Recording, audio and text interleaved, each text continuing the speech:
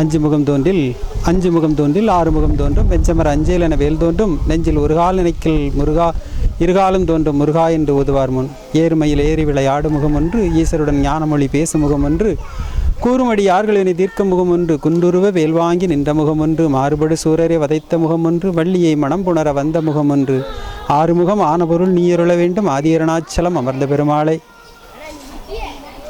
முருகன் துணை. அனைவருக்கும் வணக்கம்.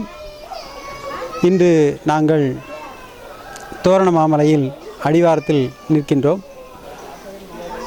தமிழ் கடவுளாகிய அருள்கடவுள் முருகப்பெருமானை தரிசித்து அவருடைய அடிவாரத்தில், அந்த மலையினுடைய அடிவாரத்தில் நிற்கின்றோம். முருகப்பெருமான் இங்கு இதனுடைய உச்சிப்பகுதியில் எழுந்தருளியுள்ளார். இது பொதிய மலையினுடைய ஒரு சிறு பகுதியாகும். தமிழில் சித்தர்கள் நவகோடி சித்தர்கள் என்று சொல்வார்கள். அதில் முக்கியமானவர்களாக 18 சித்தர்களை சொல்வார்கள். நந்தி, அகத்தியர், மூலர், புன்னாகீசர், நற்றவத்து, புலத்தியர், பூனைக்கண்ணர், இப்படி சொல்லி வருகின்ற எண்ணிக்கையில் தேரையர் என்ற ஒரு சித்தரை பற்றி தமிழ் மருத்துவ நூல்கள் கூறுகின்றன. தேரையர் 18 சித்தர்களில் ஒருவர்.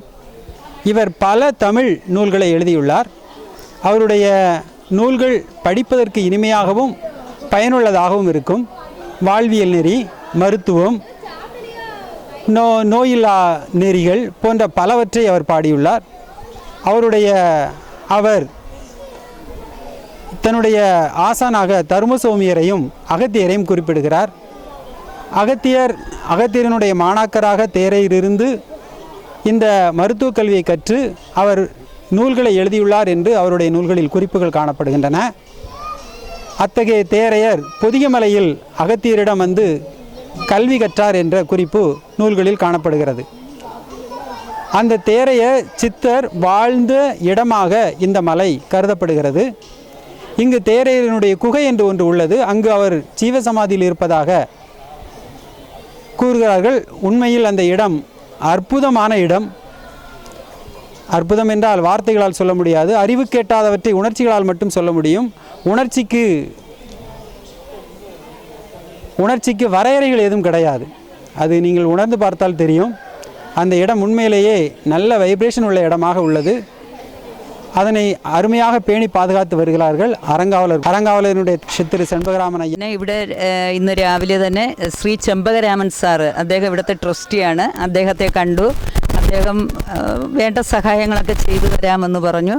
പിന്നെ തേരേഗർ സമാധിയിൽ പൂജ ചെയ്യുന്ന ശ്രീ മുരുകൻ അവർകൾ, അദ്ദേഹവും നമുക്ക് എല്ലാ സഹായവും, അതായത് എന്തു വേണോ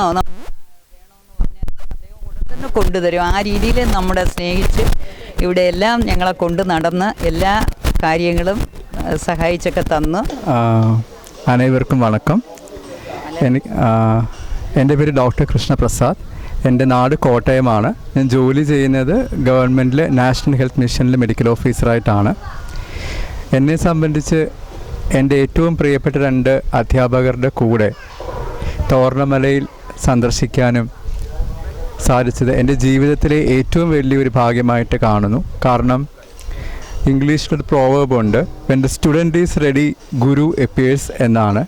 എൻ്റെ ലൈഫിൽ അങ്ങനെ തന്നെയാണ്. കാരണം ഞാൻ പഠിക്കാൻ റെഡിയായിരുന്ന സമയത്ത് എനിക്ക് സിദ്ധത്തിൻ്റെ ദൈവം എന്ന് തന്നെ പറയാൻ പറ്റുന്ന ശ്രീ മുരുക ഭഗവാൻ നല്ല 2 ഗുരുക്കന്മാരെ തന്നു. അമ്പിളി ബാല മിസ്സും അയ്യങ്കണ്ണ ഡോക്ടറും. ഇവരുടെ 2 പേരുടെയും കൂടെ തോർണമലയിൽ വരാനും സന്ദർശിക്കാനും പറ്റിയത് ഭയങ്കര സന്തോഷമുള്ളൊരു കാര്യമാണ്. അതിലെനിക്ക് ഏറ്റവും പ്രത്യേകകരമായിട്ട് തോന്നിയത്, ഞാനിവിടെ ഫസ്റ്റ് ടൈമാണ് വരുന്നത്. ഇവിടെ വന്ന ആ ഒരു നിമിഷം മുതൽ ഇപ്പോൾ ഈ സംസാരിക്കുന്ന നിമിഷം വരെ ഇവിടെയുള്ള ഇതിൻ്റെ മാനേജ്മെൻറ്റ്, തോർണമല ഈ ഒരു ടെമ്പിളിൻ്റെ ട്രസ്റ്റി ആൻഡ് മാനേജ്മെൻറ്റ്, ഓരോ ആൾക്കാരുടെയും പെരുമാറ്റം, അവർ കാണിക്കുന്ന സ്നേഹം, ഇവിടെ നമ്മോട് കൂടെ എല്ലാ കാര്യങ്ങൾക്കും ചേർന്ന് നിന്നുകൊണ്ട് കാണിക്കുന്ന ആ ഒരു സ്നേഹത്തിന് എത്ര വാക്കുകൊണ്ട് പറഞ്ഞാലും മതിയാവില്ല. പിന്നെ ഇവിടെ എല്ലാവർക്കും മുരുകൻ്റെ അമ്പലം എന്നാണ് അറിയുന്നത്. അതിനേക്കാളേറെ തേരയ്യരുടെ സമാധിയാണ്. എന്നെ സംബന്ധിച്ച് എനിക്ക് ഉണ്ടായ ഒരു എക്സ്പീരിയൻസ് എന്ന് പറഞ്ഞു കഴിഞ്ഞാൽ, തേരയ്യർ സമാധിയിൽ ശ്രീ മുരുകയ്യയുടെ കൂടെ, മുരുകയ്യാണ് തേരയ്യർ സമാധിയിൽ പൂജ ചെയ്തുകൊണ്ടിരുന്നത്. ആ സമയത്തൊക്കെ അവിടെ ഇരുന്ന സമയത്ത് ഭയങ്കരമായ ഒരു പോസിറ്റീവ് എനർജിയും ഒരു കാംനെസ്സും ഒക്കെ നമുക്ക് കിട്ടി. അത് മാത്രമല്ല, ശരിക്കും നമ്മൾ ഓരോരുത്തരുടെ വരുമ്പം നമ്മുടെ ആരോഗ്യം, കാരണം ഒരാളുടെ ഏറ്റവും വലിയ വെൽത്ത് എന്ന് പറയുന്നത് അവരുടെ ഹെൽത്താണ്. ഹെൽത്ത് ഈസ് വെൽത്ത് എന്നാണല്ലോ പറയുന്നത്. സോ ഇന്നത്തെ കാലഘട്ടത്തിൽ നമുക്ക് ഒരുപാട് പല പല അസുഖങ്ങളുള്ള ഒരു കാലഘട്ടമാണ്, പോസ്റ്റ് കോവിഡ് സീസണൊക്കെയാണ്. അപ്പോൾ നമ്മുടെ ഹെൽത്ത് എത്രത്തോളം ഫിറ്റാണ്, മെൻ്റലി ഫിസിക്കലി നമ്മൾ എത്ര ഫിറ്റാണെന്ന് അറിയാനായിട്ട് ശരിക്കും ഈ ഒരു തോർണമലയിൽ വന്ന 1193 സ്റ്റെപ്പുകൾ കയറി ഇറങ്ങി വരുമ്പോൾ നമ്മൾ ശരിക്കും വേറൊരാളായിട്ട് മാറും. എല്ലാ ഡോക്ടേഴ്സും വൈദ്യം പഠിക്കുന്ന എല്ലാവരും ലൈഫിൽ ഒരിക്കലെങ്കിലും ഇവിടെ വരണം, തോർണമലയിൽ കയറണം, ഇവിടുത്തെ മുരുക ഭഗവാനെ കണ്ട് പ്രാർത്ഥിക്കണം, തേരയർ സമാധി കണ്ട് തേരയറുടെ സമാധിയുടെ അടുത്ത് ഒരല്പസമയം കണ്ണടച്ചിരിക്കണം. നിങ്ങളുടെ ജീവിതം മാറും. Thank you so much.